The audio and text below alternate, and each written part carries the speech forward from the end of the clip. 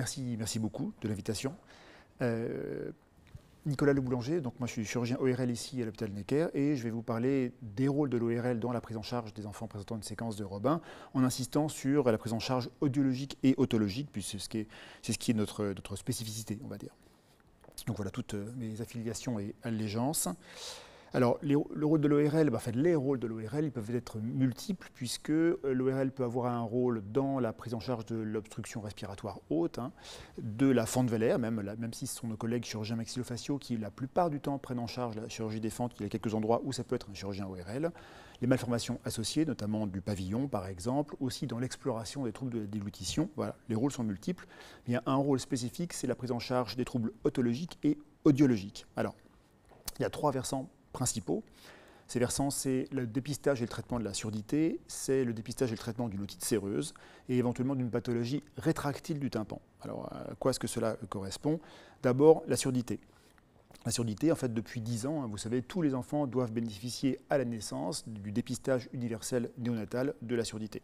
Pour ça, il y a 2 techniques spécifiques qui sont, dont l'usage est à discrétion des maternités, les PEA-A, donc les PEA, les potentiels évoqués auditifs automatisés, ou les OEAP, auto-émission acoustique provoquée. Les PEA-A étudient toute la boucle de réponse, c'est-à-dire de l'oreille jusqu'au cortex en fait, alors que les auto-émissions acoustiques n'étudient que la cochlée, la fonction de la cochlée, c'est-à-dire l'organe de l'audition. Néanmoins, encore une fois, une des 2 techniques peut être utilisée à la discrétion de la maternité et pour les 2 oreilles. Donc là, tous les enfants doivent être testés. Ce sont des tests qui sont très spécifiques et sensibles. La règle est que si ce dépistage est anormal des 2 côtés, il est recommencé le lendemain. Et si c'est à nouveau anormal des 2 côtés, dans ce cas-là, les enfants sont injectés dans un circuit spécifique de dépistage de la surdité après la sortie de la maternité. Il suffit qu'un côté soit normal pour qu'on ne fasse que conseiller aux patients, aux parents, de faire contrôler l'audition secondairement. Mais on considère dans ce cas-là que l'audition est au moins normale d'un côté, ce qui suffit pour éliminer des gros problèmes. Donc ce dépistage, tous les enfants doivent en bénéficier et c'est quelque chose sur lequel on se base beaucoup avant d'éventuellement poser l'indication d'aérateur à un âge où le test auditif en cabine, par exemple, est techniquement plus compliqué. Si on sait qu'il y a une audition normale à la base, eh bien c'est un point très favorable. L'otite séreuse, donc c'est quelque chose d'extrêmement fréquent, qui concerne absolument tous les enfants à un moment ou à un autre de leur enfance et quasiment 100% des enfants qui présentent une séquence de Robin. L'otite séreuse, c'est du liquide derrière le tympan. On dit volontiers aux parents que c'est de la morve derrière le tympan, pour être un peu clair. Donc voilà, un tympan droit avec le haut qui sera en haut et à gauche de l'image. Et ce que l'on voit qui est vraiment très spécifique sont des petites bulles derrière le tympan. Et qui dit bulle dit liquide autour. Donc ça, c'est une otite séreuse. Théoriquement, il y a de l'air de chaque côté du tympan qui fonctionne vraiment comme une membrane de tambour. Voilà, cet aspect-là, c'est une otite séreuse tout à fait typique et pathognomonique, c'est-à-dire qu'on ne peut pas se tromper quand on voit ce signe-là. Parfois, c'est plus difficile à déterminer et quand il y a un petit peu de liquide, le tympan est juste discrètement mat. Et ce que l'on dit volontiers à nos plus jeunes et à nos collègues, c'est que faire la différence entre un tympan presque normal et un tympan avec une toute petite otite séreuse, c'est parfois délicat. Même entre nous, on peut ne pas être d'accord. Quand c'est vraiment une toute petite quantité de liquide, c'est un diagnostic qui peut être délicat. Alors parfois, évidemment, la plupart du temps, c'est très clair. Cette otite séreuse, donc, elle est absentes à la naissance, les enfants naissent sans, mais elles sont très fréquentes, et notamment chez les enfants présentant une séquence de Robin, chez laquelle elle est particulièrement intense et particulièrement précoce. Alors, un élément à savoir, c'est que les OEAP, auto-émission acoustique provoquée, sont négatives quand il y a une otite séreuse, d'où l'intérêt de les faire très précocement, à la naissance, parce qu'elles deviennent anormales très vite, sans pour autant qu'il y ait forcément une surdité sous-jacente. À quoi est due cette otite séreuse? Eh bien, une dysfonction tubaire, c'est-à-dire une dysfonction de la trompe d'Eustache, qui est le petit tuyau qui relie l'arrière du nez, donc le cavum, à l'oreille moyenne. Et cette trompe d'Eustache, elle a pour fonction à la fois de permettre le drainage du liquide et l'instillation régulière d'air dans l'oreille moyenne. Les bonbons à l'atterrissage en avion, c'est pour ouvrir la trompe d'Eustache, ça sert à ça. Qu'est-ce qui se passe quand on a une otite séromuqueuse? La plupart du temps, rien. D'accord. Mais ça peut créer soit une surdité de transmission, donc une petite surdité dont on va voir les chiffres juste après, et ou des otites poïnes aiguës à répétition. Le liquide est là, il sert de substrat à l'infection, et on a des otites qui s'enchaînent alors que l'oreille reste pathologique.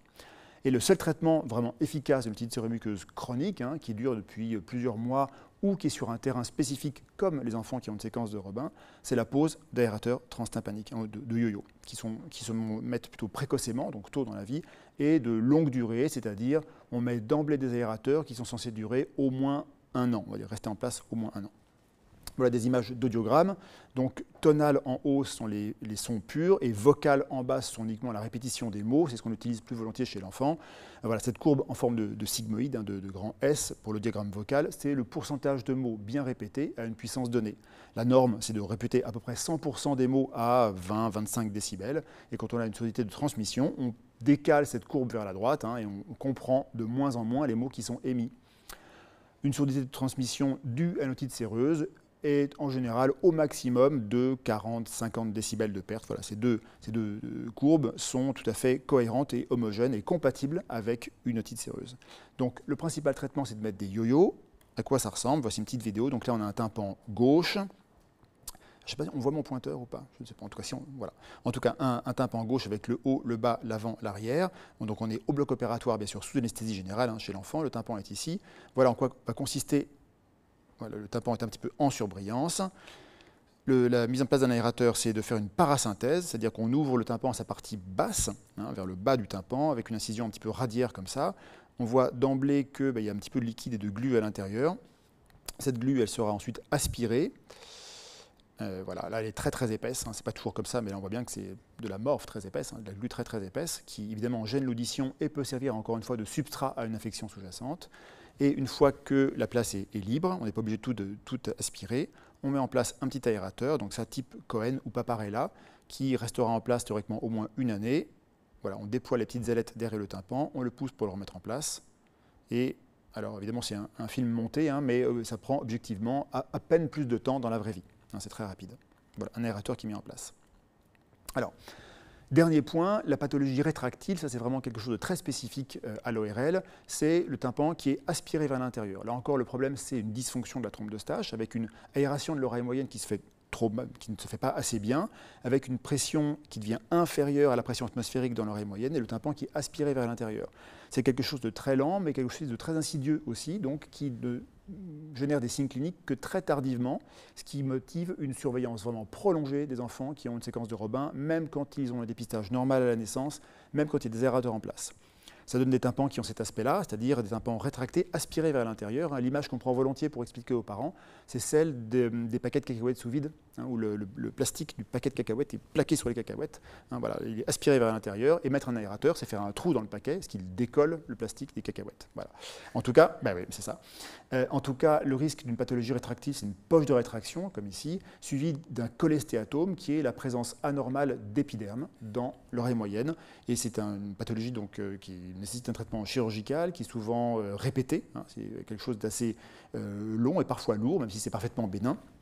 Et vraiment, ça motive une surveillance très prolongée. Alors, au total, qu'est-ce qu'on peut retenir?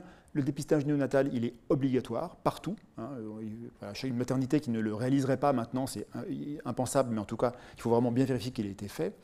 On préconise une première consultation avec un ORL avant la première chirurgie vélaire pour s'assurer de la présence ou pas d'une otite séromuqueuse. Et c'est vrai qu'on pose volontiers des aérateurs très tôt lors de cette chirurgie du voile pour la traiter précocement. Il n'est pas forcément absolument nécessaire de tester l'audition avant cette pose d'aérateur si le dépistage était normal. Ensuite, un contrôle audiométrique, oui, il est indispensable, au moins 1 mois après l'intervention, souvent un petit peu après, pour s'assurer de la normalité de l'audition avec les aérateurs en place. Et ensuite, un contrôle au moins annuel. Si tout va bien, on n'a pas besoin de recontrôler tout le temps l'audition. Si l'aérateur est en place, les aérateurs sont perméables. On retire les aérateurs après au moins 3 ans de port. Pourquoi? Parce que plus on les laisse en place longtemps, plus il y a un risque de perforation résiduelle. Et c'est toujours quelque chose qu'on discute avec les parents, entre enlever l'aérateur précocement ou plus tôt ou à tel ou tel stade, mais prendre le risque que le tympan se referme et la pathologie rétractile recommence, ou les enlever secondairement ou le laisser plus longtemps, mais dans ce cas-là, on augmente le risque de perforation résiduelle. En séquentiel, ça veut dire qu'on peut les enlever un par un. On enlève un côté, on voit comment ça se passe, puisque les 2 oreilles fonctionnent de manière à peu près symétrique en général. Si tout se passe bien du côté où on a enlevé l'aérateur, quelques mois après, on enlève le deuxième.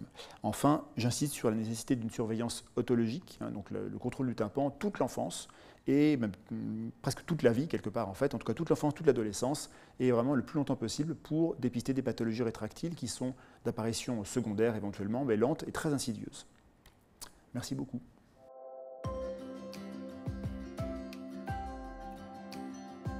Oui, moi je voulais savoir à partir de quel âge ça commence à s'améliorer, ces histoires d'otite séromuqueuse. Alors, dans le cas d'une séquence de Robin, oui. Plus tardivement que chez quelqu'un qui n'a pas une séquence de Robin.